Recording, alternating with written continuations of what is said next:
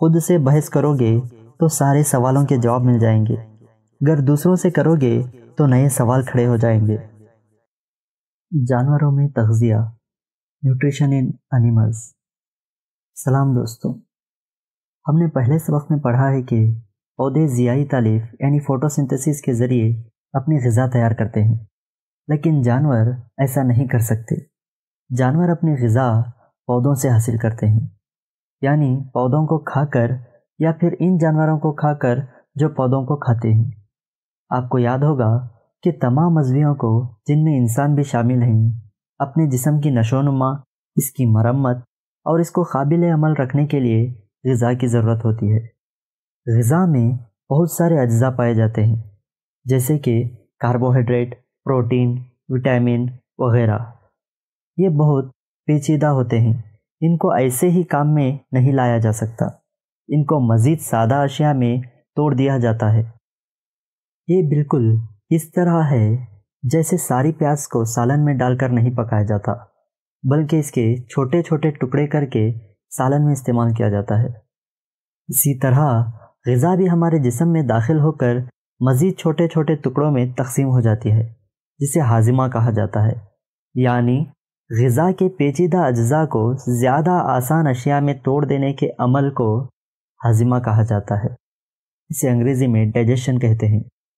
मिसाल के तौर पर कार्बोहाइड्रेट ग़िज़ा का एक अहम जुज़ है, जो कार्बन, हाइड्रोजन और ऑक्सीजन से बना होता है। इस पेचीदा जुज़ को कार्बन, हाइड्रोजन और ऑक्सीजन जैसे आसान अशिया में तोड़ दिया जाता है। इस तरह ग़िज़ा में मुख्तलिफ पेचीदा अज्जा पाए जाते हैं, जिन्हें आसान अशिया में तोड़ा जाता है। यही अमले हाज़िमा या डाइजेशन कहलाता है। ये था हाज़िमे के ताल्लुक़ से। अब हम ग़िज़ाख़ोरी के मुताल्लिक़ मालूम करेंगे।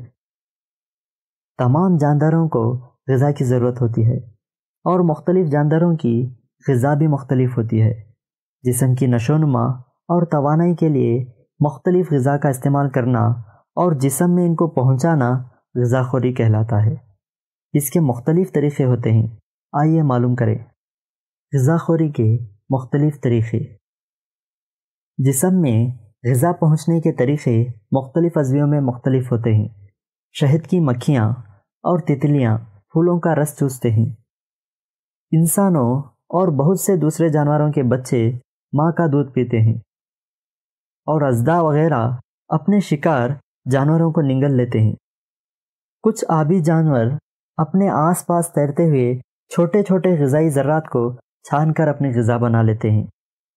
स्टारफिश यानी तारा मछली इन जानवरों को अपनी ग़िज़ा बनाती है, जो कैल्शियम कार्बोनेट के सख्त खोल से ढके रहते हैं, मसलन सीप, शंख वगैरह। ये खोल को खोलकर तेज़ी से अपना मैदा या स्टमक अपने मुंह के रास्ते से बाहर निकालती है और खोल के अंदर मौजूद नरम जानवरों को खा लेती है। फिर मैदा जिस्म में लौट जाता है और ग़िज़ा धीरे धीरे हज़म हो जाती है। इस वीडियो में हमने सीखा कि ग़िज़ा के पेचीदा अज्जा को आसान अशिया में तोड़ देने के अमल को हाज़िमा या डाइजेशन कहा जाता है। जिस्म में ग़िज़ा का पहुँचना ग़िज़ाख़ोरी है। मुख्तलिफ़ जानवरों में ग़िज़ाख़ोरी के तरीक़े भी मुख्तलिफ़ होते हैं। मसलन शहद की मक्खी फूलों का रस चूसती है। अज़दा अपने शिकार जानवरों को निगल लेता है। जानवरों का तग़ज़िया, मग़ज़ियात की ज़रूरियात, ग़िज़ाख़ोरी का तरीक़ा और जिस्म में इसके इस्तेमाल पर मुश्तमल है। चलिए अब हम एक क्विज़ खेलते हैं। अब स्क्रीन पर एक सवाल और इसके ऑप्शंस बताए जाएंगे। इसके बाद जवाब के लिए थोड़ा वक्फा दिया जाएगा। इस दौरान आपको जवाब बताना होगा, फिर इसका सही जवाब बताया जाएगा। ये रहा पहला सवाल। पौधे कौन से अमल से ग़िज़ा तैयार करते हैं? और आपके ऑप्शन हैं ग़िज़ाख़ोरी, हाज़िमा या ज़ियाई तालीफ।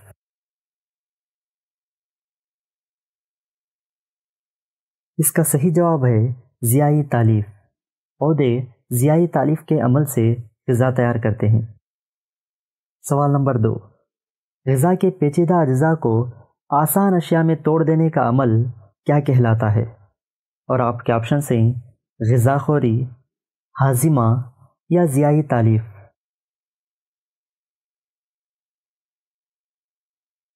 اس کا صحیح جواب ہے ہاضمہ۔ غذا کے پیچیدہ اجزاء کو آسان اشیاء میں توڑ دینے کا عمل ہاضمہ کہلاتا ہے۔ سوال نمبر 3، شہد کی مکھی کے غذا خوری کا طریقہ، اور آپ کے آپشنز ہیں آپشن اے نگلنا، آپشن بی پھولوں کا رس چوسنا یا آپشن سی پھولوں کو کترنا۔